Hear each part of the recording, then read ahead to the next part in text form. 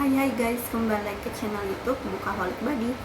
Kali ini aku mau bikin review buku yang baru aja aku selesaikan di bulan Juli. Pas banget akhir Juli aku selesaikannya. Di tanggal 31 selesainya. Buku non-fiksi, tumben banget aku baca buku non-fiksi. Dan aku suka sama bukunya, yaitu bukunya Haemin Sunim, seorang penulis dari Korea yang juga merupakan seorang dosen sekaligus biksu, orang yang beragama Buddha gitu ya. The things you can see only when you slow down. Cara untuk tetap tenang dan berkesadaran di tengah dunia yang serba cepat. Pertama, aku akan bacakan dulu sinopsis dari buku ini. Lihat ada banyak penanda di dalam buku ini karena menurut aku bukunya sangat menarik. Kembali dulu aku bacakan sinopsisnya ya. Apakah memang dunia yang terlalu sibuk atau malah batin saya? Dunia bergerak dengan cepat, tetapi tidak berarti kita juga harus begitu. Melalui buku ini, guru meditasi Zen Haemin Sunim mengajak kita untuk menyadari bahwa ketika melambatkan diri, dunia juga akan melambat bersama kita. Pesan-pesan singkat Haemin Sunim yang ditulis untuk menjawab pertanyaan di media sosialnya menyasar kepada kekhawatiran manusia yang sudah menjadi bagian dalam kehidupan modern. Bersama-sama kita akan mencari jalan menuju keseimbangan dan kedamaian batin di tengah berbagai tuntutan hidup sehari-hari lewat hal-hal sederhana, seperti beristirahat dan membangun hubungan baik antar manusia. The things you can see only when you slow down sudah terjual lebih dari 3 juta eksemplar di Korea Selatan dan menduduki peringkat pertama buku terlaris selama 41 minggu berturut-turut. Jadi ini tuh buku bestseller. Ini ditaruh langsung di bagian depan bukunya, terjual lebih dari 3 juta eksemplar. Selanjutnya masuk ke cover. Ini bisa dilihat covernya, flowers ya, gambar bunga-bunga, terus didominasi oleh warna hijau. Makanya sekarang baju aku konsepnya adalah bunga-bunga juga, menyesuaikan dengan cover dari buku ini ya. Walaupun aku pink, ini hijau. Aku suka sih sama covernya, cantik gitu. Dan sesuai dengan bukunya, buku non-fiksi untuk ketenangan batin ya. Kalian kalau lihat cover ini pasti ada rasa tenang gitu, ada sejuk-sejuknya gimana gitu liatnya. Jadi sesuai dengan isi bukunya. Warnanya juga cantik banget. Jadi ini tuh terbitan dari penerbit Pop ya namanya. Ya, bahasa Indonesia Pada Pop, imprint Kepustakaan Populer Gramedia. Buku ini tuh dibagi jadi beberapa bab. Pertama mulai dari bab 1 yang judulnya Kenapa Saya Begitu Sibuk. Terus ketika kehidupan mengecewakan, istirahatlah sejenak. Dilanjut ke bab 2, kebersadaran. Ada judul berteman dengan emosi kita. Terus ketika kita merasa sedih. Dan bab 3, gairah, yaitu redam hasrat kita dan menjadi yang paling benar tidaklah penting. Bahagia bersama orang lainlah yang penting. Bab 4, hubungan, seni membina hubungan yang baik, perjalanan pengampunan. Terus bab 5 tentang cinta pertama dan saya menyukai kesederhanaanmu. Bab 6, kehidupan, apa kau bisa kungfu, 3 wawasan yang membebaskan. Bab 7, masa depan, 1 kata penyemangat mampu mengubah masa depan saat kita mencari panggilan hidup. Terus bab ke-8, spiritualitas, sepupu yang telah lama hilang, 2 jalan spiritual dalam satu keluarga. Dan epilognya wajah sejati kita. Jadi itu daftar isinya ya. Selanjutnya kita bahas alasan kenapa aku membeli buku ini. Sebenarnya buku ini udah lama masuk dalam list TBR aku to be read. Cuma aku karena satu dan lain hal belum beli bukunya. Akhirnya kemarin di bulan Juli kesampaian beli bukunya dan langsung aku baca juga. Dan aku suka banget sama bukunya.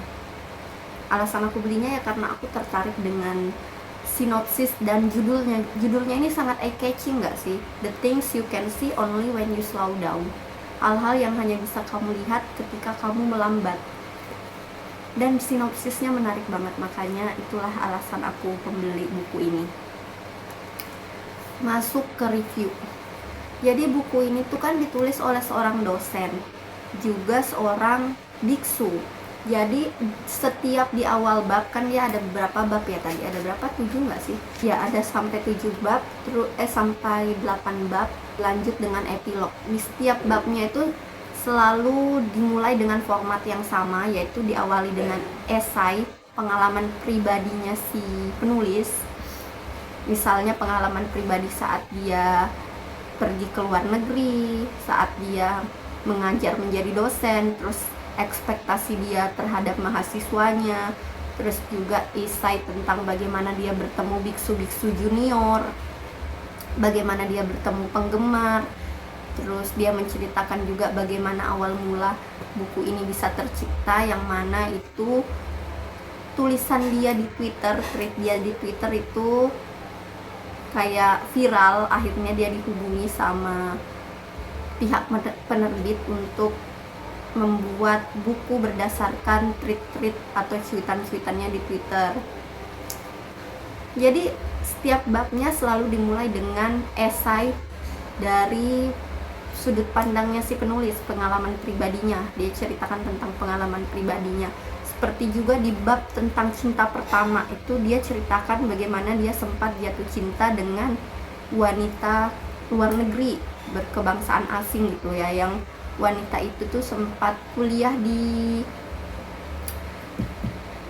atau kerja gitu ya, aku sudah lupa. Yang pasti dia ketemu wanita itu di Jepang. Pas dia kayak menyatakan perasaannya, ternyata wanita ini hanya menganggap si Haimin Sunim sebagai kayak adiknya, karena si wanita itu lebih tua, memang usianya lebih tua, dan ternyata wanita itu tuh sudah punya pacar di negaranya sendiri ya, aku lupa dia dari negara mana. Dan akhirnya wanita itu kembali ke negaranya, terus berapa tahun kemudian dia ngirim undangan ke si Haimin Sunim, undangan nikah ya. Jadi bagian cinta itu juga dimulai dengan esai pengalaman pribadinya si penulis, cinta pertamanya gimana.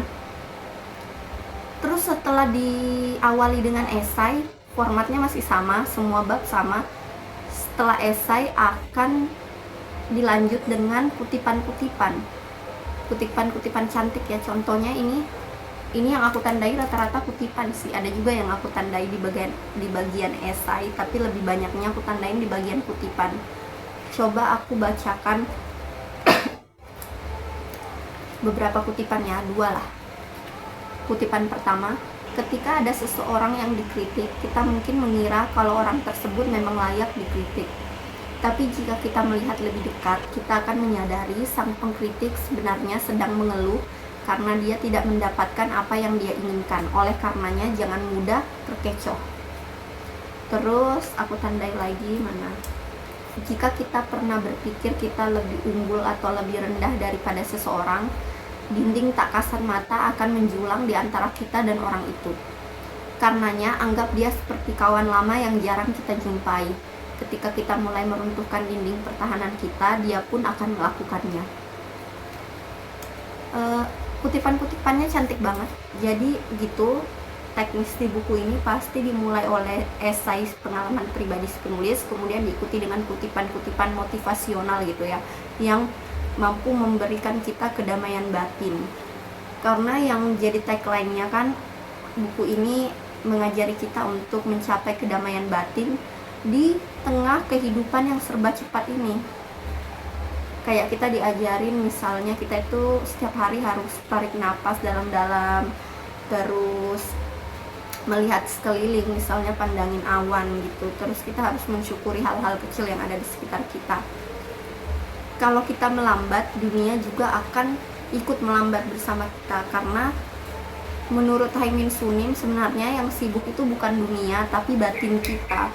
Selama batin kita sibuk, berarti dunia akan ikut sibuk. Terasanya seperti itu ya. Tapi kalau batin kita selalu damai, maka dunia juga akan terasa damai gitu, melambat.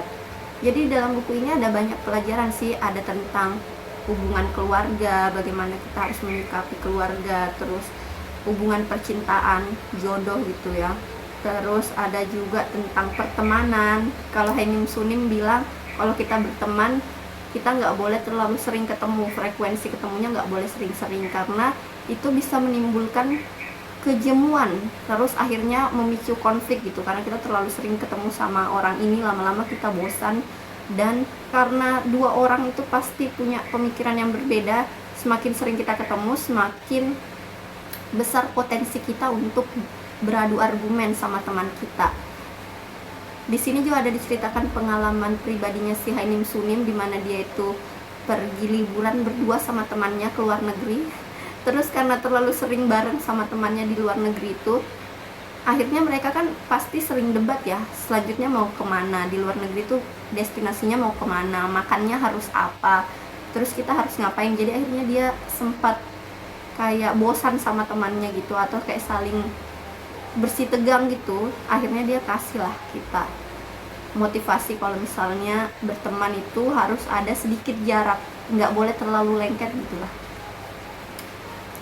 Terus ada juga tentang bagaimana kita harus menyikapi kebencian orang lain terhadap kita, bagaimana kita harus menyikapi lingkungan pekerjaan, atau bagaimana kita tidak boleh iri dengan pencapaian orang lain. Banyak pokoknya dalam sini. Jadi aku suka banget sama buku ini, makanya review kali ini tidak akan aku bedah jadi dua, kekurangan dan kelebihan. Biasanya aku buat review itu aku akan bahas kelebihannya dulu terus kekurangannya.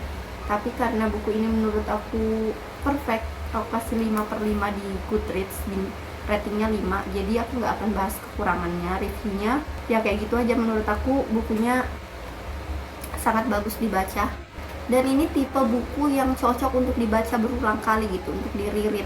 Kalau misalnya kalian lagi capek menghadapi pekerjaan, atau lagi capek sama teman, lagi capek sama keluarga, bisa menenangkan batin atau nyari motivasi dengan cara baca ulang buku ini. Jadi aku menyarankan sih setiap orang untuk koleksi buku ini. Dan aku suka buku ini tuh kan isinya, tadi aku bilang esai dan kutipan-kutipan ya. Esainya tuh nggak terlalu panjang-panjang, dan juga ditulis tidak dengan bahasa yang berat banget, mudah dicerna. Jadi aku rasa buku ini pun cocok dibaca untuk anak SMA ataupun anak SMP. Oke, itu dia tadi review aku terhadap bukunya Henim Sunim, buku non-fiksi The Things You Can See Only When You Slow Down. Di antara kalian adakah yang sudah baca buku ini? Bagaimana impresi kalian terhadap buku ini? Karena review aku tadi itu kan sangat subjektif ya, setiap orang memiliki pendapat yang beda-beda. Bisa jadi menurut aku ini 5/5 bintang, tapi menurut orang lain mungkin 3 bintang, 4 bintang. Mari berbagi pandangan dengan cara tulis impresi kalian terhadap buku ini di kolom komentar bagi orang-orang yang sudah baca. Terima kasih sudah menonton sampai akhir. Sampai jumpa di next video.